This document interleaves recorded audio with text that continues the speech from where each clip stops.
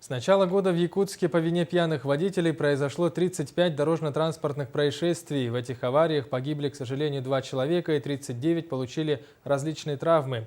Печальную статистику и факты собрал Виталий Абрамов.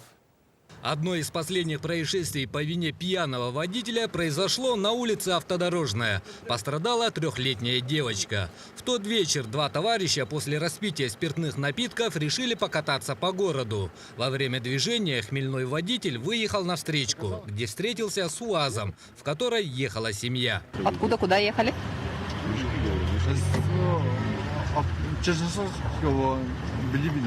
Билибина.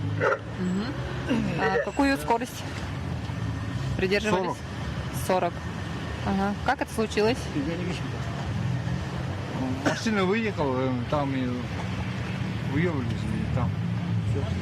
Как говорится, состояние виновника комментариев не требует. Кроме того, прибывшие госинспекторы выяснили, что он уже был лишен права на управление транспортным средством за езду в нетрезвом состоянии. В отношении любителя спиртного составлены административные материалы за отказ от прохождения медицинского свидетельствования, а также за отсутствие документов на автомобиль. Следующее ДТП произошло в Новопортовском районе. Очевидцы сообщили, что возле озера лежит «Жигули». На место происшествия незамедлительно направился наряд ДПС, который установил, что пожилой водитель в состоянии сильного алкогольного опьянения, управляя «семеркой», не выдержал безопасной скорости движения и совершил наезд на бордюрный камень, отчего машина вылетела в кювет и пролетела около 25 метров, опрокинулась в озеро.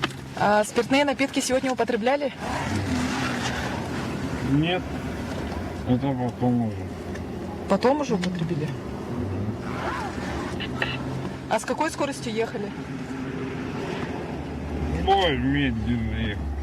Но судя по преодоленной дистанции, наш герой, мягко говоря, лукавит. Как выяснилось, ранее пожилой мужчина не раз был привлечен за отказ от прохождения медосвидетельствования и около 5 раз за управление транспортным средством в состоянии опьянения. Вскоре мужчина предстанет уже в 6-й раз перед судом за отказ от прохождения медицинского свидетельствования. Госавтоинспекция призывает горожан не оставаться безразличными к трагедиям на дорогах. Если вы заметили водителя, управляющего автомобилем в состоянии опьянения, сообщите в дежурную часть ГИБДД. Виталий Абрамов, Иван Семенов, НВК «Саха», Якутск.